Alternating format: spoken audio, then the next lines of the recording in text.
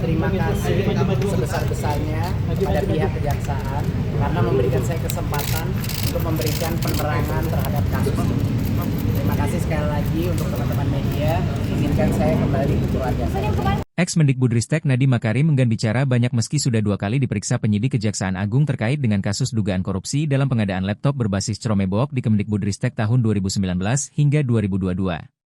Dalam pemeriksaan keduanya, Nadiem diperiksa selama kurang lebih 10 jam, mulai dari pukul 8.59 WIB hingga sekitar pukul 18.06 waktu Indonesia Barat.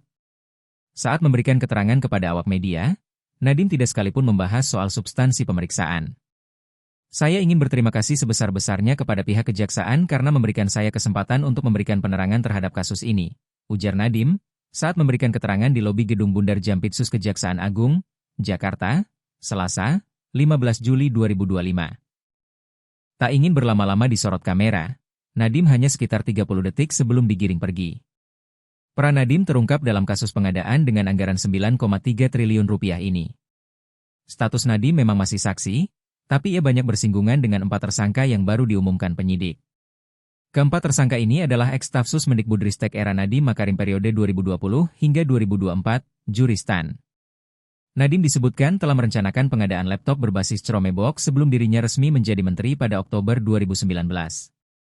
Bahwa sebagai konsultan teknologi, Ibrahim Arif sudah merencanakan bersama-sama dengan Nadiem Makarim sebelum menjadi Mendikbudristek untuk menggunakan produk operating system tertentu sebagai satu-satunya operating system di pengadaan TIK tahun 2020 hingga 2022, ujar Direktur Penyidikan Jaksa Agung Muda Tindak Pidana Umum, Dirdik Jampitsus, Kejaksaan Agung Abdul Qohar, saat konferensi pers di lobi Gedung Bundar Jampitsus Kejagung, Jakarta, Selasa. Perencanaan ini juga sudah dibahas Nadiem bersama dengan Juristan dan Fiona Handayani yang kelak menjadi staf khususnya.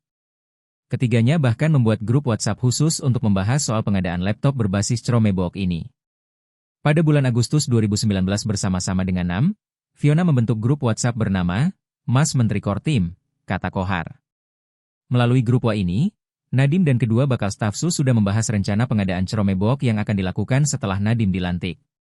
Grup WA, yang sudah membahas mengenai rencana pengadaan program digitalisasi pendidikan di Kemendikbudristek dan apabila nanti Nadiem Makarim diangkat sebagai Mendikbudristek, kata Qohar. 2 bulan setelah grup ini dibuat, tepatnya 19 Oktober 2019, Nadiem resmi dilantik Presiden Joko Widodo, Jokowi, sebagai Mendikbud yang pada tahun 2021 nomenklatur diubah menjadi Mendikbudristek. Usai menjadi menteri, Nadiem sempat menemui perwakilan Google untuk membahas soal pengadaan TIK di Kemendikbudristek. Pertemuan ini terjadi pada Februari dan April 2020. Saat itu, Nadiem menemui WKM dan Pra dari Google. Pertemuan ini kemudian ditindaklanjuti oleh stafsus Nadiem, Juristan, pada waktu yang tidak disebutkan penyidik. Hasil pembicaraan juris dengan pihak Google ini menghasilkan co-investment sebanyak 30% dari Google untuk Kemendikbudristek. Selanjutnya Juristan menyampaikan co-investment 30% dari Google untuk Kemendikbudristek dalam rapat-rapat yang dihadiri oleh HM selaku Sekretaris Jenderal Kementerian Kemendikbudristek, Sri Wahyuningsi selaku Direktur SD, dan Mulatsya selaku Direktur SMP di Kemendikbudristek, lanjut Qohar.